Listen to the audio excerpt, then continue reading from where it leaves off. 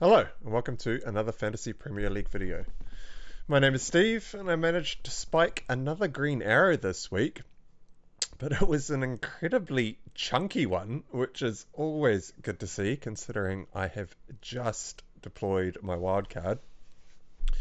The wildcard wasn't perfect, though, as we did catch Foden missing the team sheet entirely through illness, and unfortunately, Van Heck looks to have picked up an injury, which is a little bit frustrating as he is my 4.1 million budget defender of choice who's doubling in game week 37, and that is the only reason that he is currently sitting in my squad.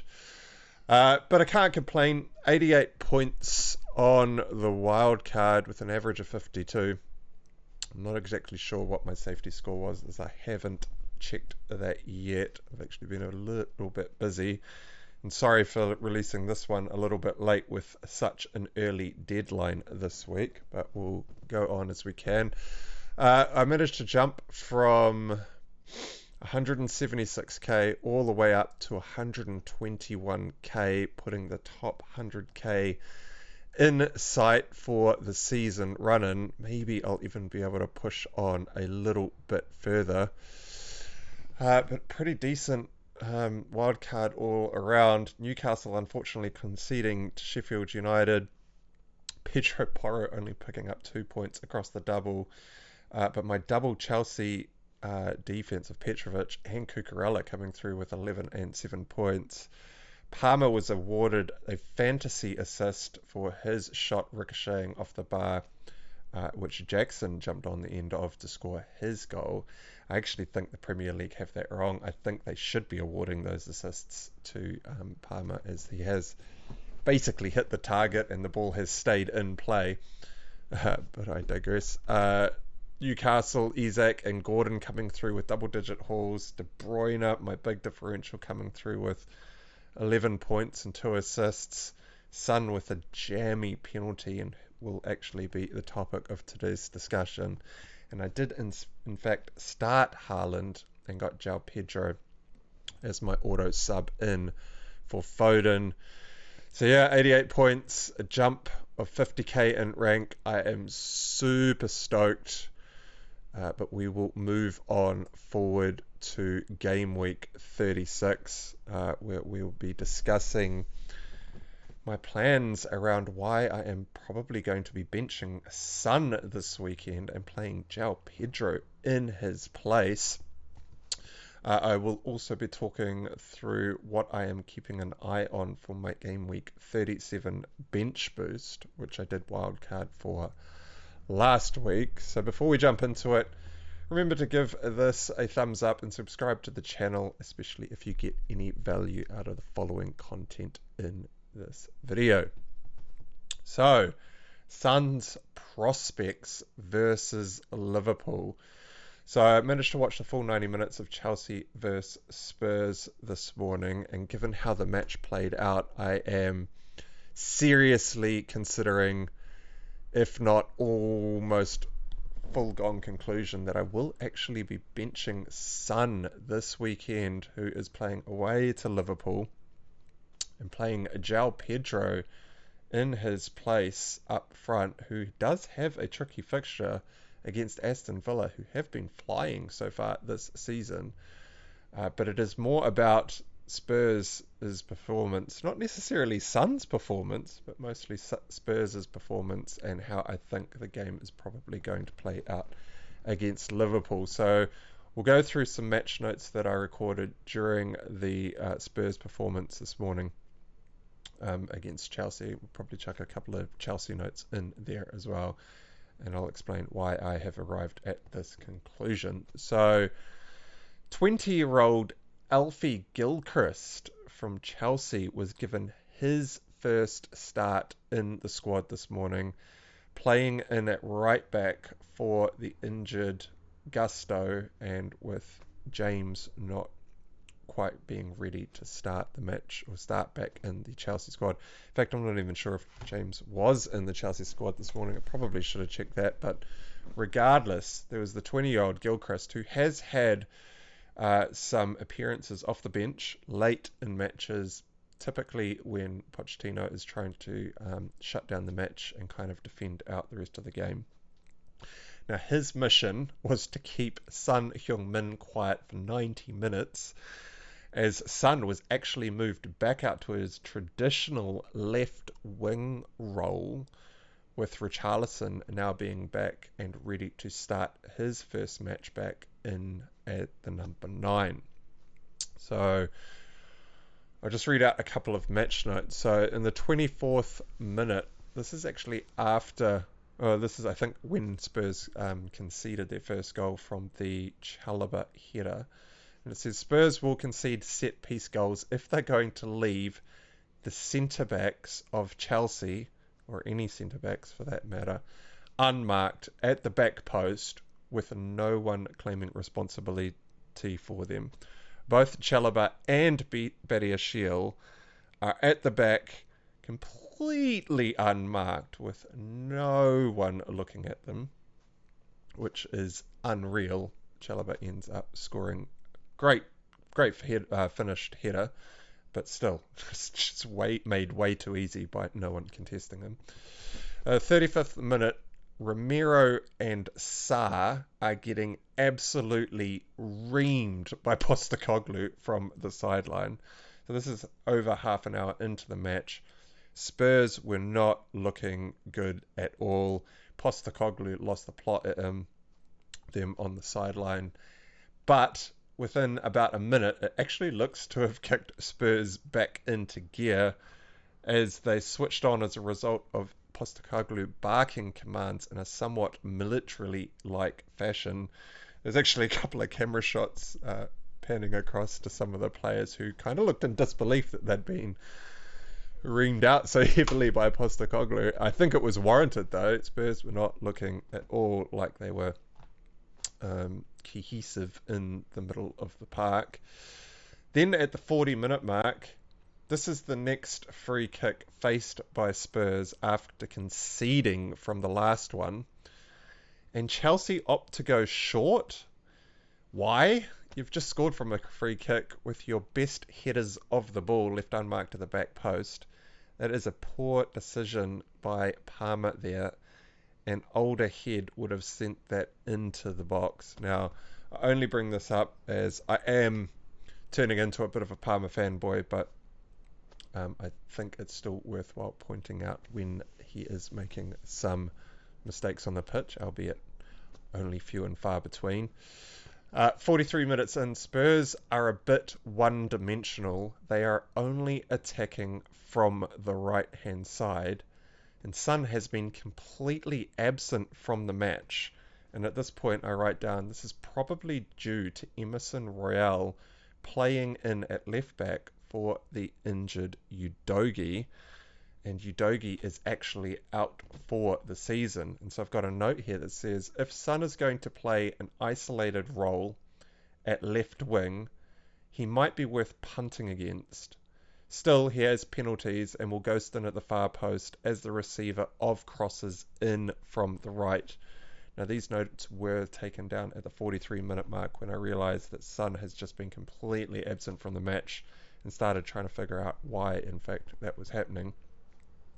Kulusevski was playing cam, so if you're not aware, Maddison was benched for this match. Now, that won't actually come as a surprise to a lot of Spurs fans. Spurs fans were picking that Maddison was due for a benching, and Postecoglou has, in fact, done that for that match and put Kulusevski in at cam in his absence. But I write down here that Kulusevski is a one-footed lefty player, so most of his natural passes will go right. Perhaps he's not allowing the game to flow enough to the left. And then, so that was all written down at the 43-minute mark. I think there's about 5 or 6 minutes of additional time. And then there was a half-time where the commentators announced a stat that both Richarlison and Son haven't touched the ball in the penalty box for the entire first half. So I know Richarlison's name has been floated around. It's potentially a big differential to be using maybe in the later stages of the season. So game week 37, Spurs do have Burnley as part of the double, and then they've got Sheffield United on the last day. And so Charlison could be a bit of could be a good asset for those last two game weeks of the season. But I write down at half time, why are Spurs not trying to get the ball out to Son to take on the 20-year-old debutant who's starting his first match in Chelsea colours? So in the 47th minute, this is in the second half now, Romero threads a tough pass through congestion out to Son on the left. It was not at all the easiest pass that he could have opted to take, and so I am wondering if Postecoglou must have raised with the squad the fact that Son hasn't been on the ball and he's got a debutant, probably, a debutant trying to mark him, youngster at that as well. Then in the 53rd minute, the majority of Spurs attacks, the Spurs attacks in the second half have been down the left-hand side. Postecoglou has definitely had words. It was noticeable that everyone was kind of looking right and then switching around and going left and then trying to get the ball out to Son. And by the 54th minute, Gilchrist had clipped Son twice, giving 2 free kicks or unnecessary free kicks away in that 10-minute period after half-time, with the switch of play trying to go more down the Spurs left-hand side of the pitch. And I write, he'll end up on a yellow card soon if he continues this, and that will unleash Son's freedom to run at him. Still, it's only Son in a one-on-one matchup versus Gilchrist. There is absolutely no help from Emerson Royal, who isn't coming up the pitch to give him a forward passing option or creating any overlaps to give Gilchrist something else to think about when Son's got the ball at feet. And even Kulusevski playing at cam wasn't coming across to Son's side to offer him much help in the way of inside forward passes heading back towards goal. So yeah, Son should be able to, Son's a world-class footballer. He could definitely match up against a 20-year-old debutant, but why not just overload the 20-year-old and completely try to exploit Gilchrist in at right back? And then at the 60-minute mark, I have a bit of a comparison as to what Chelsea was doing. So Chelsea have had both Palmer and Madueke targeting Emerson Royal all game. That's why the majority of shots have come from Madueke so far in this match. And he's got a hard name to pronounce. Pochettino has been going after the weak link for the whole match, whereas Postecoglou has been trying to use Son one-on-one against Gilchrist only in the second half, but is receiving no help from Kulusevski, the novice cam, who is playing instead of Maddison. I expect Maddison will come on soon, surely. This is at the 60-minute mark. And then at the 63rd minute mark, Maddison, Højbjerg and Bentancur were all subbed on for Richarlison, Sarr and Basuma. Now, I don't think Richarlison had any type of poor game. I think just his first start back, coming back from injury, he was always destined to only play about 60 to 70 minutes. And with the substitution, there was actually a complete reshuffle from the Spurs front line. We had Son moving up front, Johnson moving from the right side of the pitch out to the left, Kulu then going out to the right, and Maddison coming on, playing in that cam position.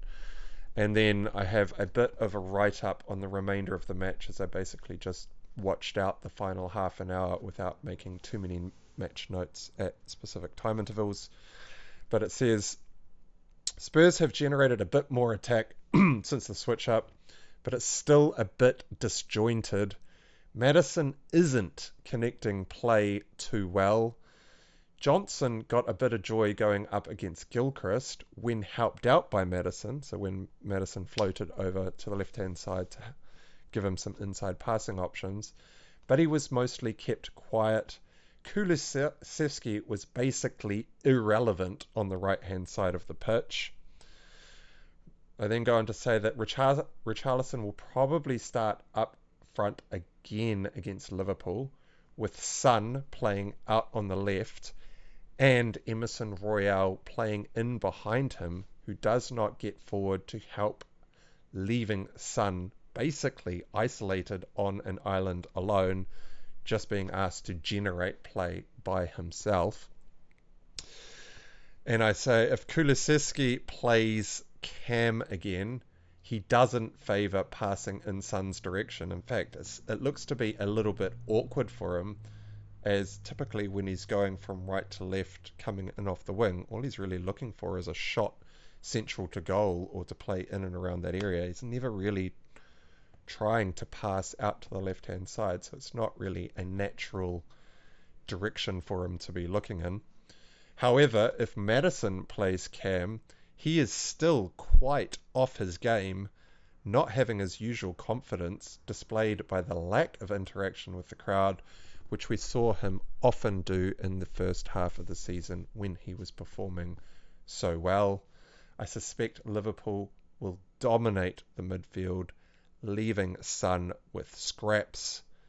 I think I'm going to punt on Pedro at home against Villa this weekend. So that's basically the key. Whoops, that's wrong. That's basically the key, or most of the key moments from the match, which has left me thinking that I'm actually going to bench Son this weekend. It's a tough fixture away to Liverpool, and probably I think a lot of fixture focused managers would maybe bench Son, but probably not, because he has got penalties and pedigree. But I don't see how Spurs turn this around. If Maddison's off his game, the only other option in there is Kulusevski, and he isn't doing too well. He especially isn't helping out Son, which is basically the talisman of the team and their most prolific goal scorer. I mean, maybe he could try Bentancur in at Cam instead of Maddison, but that's sending a very strong message to Maddison that he is nowhere near up to the standard that Postecoglou is after. There were also some problems in the middle of the pitch with Romero and Sarr getting bollocked from the sidelines by Postecoglou. It's all looking a little bit disjointed, and so I will be benching Son this weekend. Now, to catch up to speed on my plans for game week 37, as part of my wildcard, I did leave 2.2 million in the bank, and that was enough exact funds to be able to go from Dan Burn all the way up to Trippier in order to buy him for the double in game week 37. But in order to do that, I had to have a 4.1 million defender in my squad, and Van Heck is the man who made it in and is now injured, and we actually do not have any idea as of right now whether or not Van Heck is going to be fit and ready by game week 37. Now, obviously, I don't have to do anything about Van Heck this game week, and so I will be rolling the transfer, especially after a wild card and a bench boost coming in game week 37. I have more than enough players to be able to bench Van Heck this week. But most of my focus is actually around Trippier, who was... the early reports were that he was scheduled to be back this week in game week 36 against Burnley. And if he was going to get minutes against Burnley, then I would have been comfortable in bringing in Trippier for the double in game week 37. But the updated information coming out of the Newcastle camp, or one of the journalists that covers Newcastle quite closely, is that he won't be back for the Burnley fixture, and he will in fact be more likely to be ready for the first fixture in the double against Brighton in game week 37. And so do I still want Trippier? Probably not, unfortunately. He is extremely unlikely to play 90 minutes in that first fixture if he comes back for that fixture against Brighton. So this is assuming he does miss the Burnley game, of course. And with only 3 days rest in between the Brighton and United fixtures, he probably won't get a start in that second match either, given the length of time he's been out. So I think Trippier probably gets the last 30 minutes against Brighton if Brighton is the first game back, and might not even start that second match. And so he is basically, if I see no minutes from Trippier in game week 36 away to Burnley, I am basically ruling out Trippier for the entire season, because I am not going to hold on to 2.2 million of funds through game week 36 and game week 37 just to buy Trippier in game week 38 for that one fixture against Sheffield United, especially when I've got someone like Van Heck on the bench at 4.1 million, who I think I could only maybe go to Maguire for, and that is one of the last transfers that I want to be making. If you've been following the channel for a while, you'll know that part of my construction of the wildcard was to avoid Manchester United completely. And so unless Trippier starts against Burnley this week in game week 36, I probably won't be buying him for the rest of the season, and so I will be looking to invest that 2.2 million, probably in upgrading Van Heck if he is in fact injured. Maybe I'll jump across to like a Lewis Dunk or something like that. And I'm not entirely sure where I will spend that second transfer. Maybe I just hold on to it for game week 38 and make 2 changes for the final game week of the season. And very quickly on captaincy for game week 36. So Haaland actually made it back onto the pitch with a substitute appearance in game week 35 and scored a goal in the last... How long did Haaland get? Last 28 minutes of the fixture. He actually had another chance to score as well, but he actually fluffed his shot. But with this fixture at home to Wolves, De Bruyne in the squad and sending some amazing through balls in through on goal, which is how he ended up with 2 assists in the last fixture, coming away with 2 bonus points as well for an 11-pointer.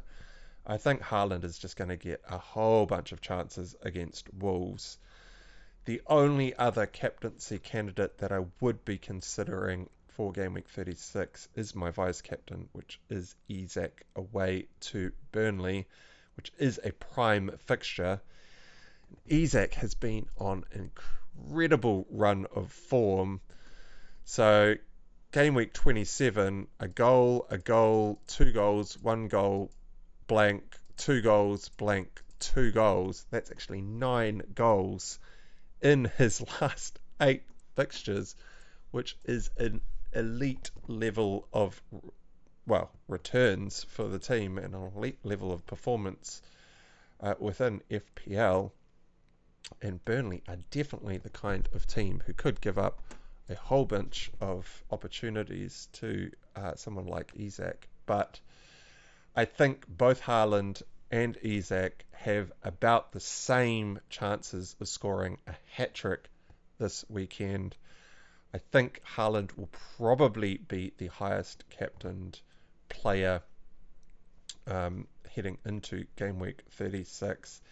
There is a slight chance that Wilson will be on the pitch with Isak on the pitch at the same time, which could mean that Isak might be playing out at left wing. Might potentially lose penalties to Wilson, although Isak is so close to Haaland in the Golden Boot race that Isak might actually still retain penalties over Wilson. However, Given I've just got a 50k rank rise, Haaland looks like he could score a hat-trick this week. He is well rested. He's got De Bruyne back in the team. I'd hate to go against Haaland to see potentially Isak out on the left, Wilson gobbling up the goals, Haaland coming away with a hat-trick, and a captaincy on Isak could be devastating to the rank if that is in fact the way it plays out. And so I'll be captaining Haaland this weekend to just remove that risk. And I'm going to be allowing my differentials in the squad to hopefully be the difference makers in terms of rank gains. I will be playing Gordon, whereas I see a lot of managers out there benching Gordon this game week in favour of players like Jackson and Bruno Fernandes somehow making the cut in front of Gordon. So more than happy to have Gordon as a differential. The double up of De Bruyne and Foden is also quite differential. And of course the fact that I will be playing Joao Pedro over Son means my team is actually full of differentials, and there seems to be no need to add a whole bunch more gamble into my squad by going away from Haaland with the captaincy this game week. And alright, that wraps up this video. So remember to like, subscribe, and all that good stuff. And until next time, I will catch you again shortly. Cheers.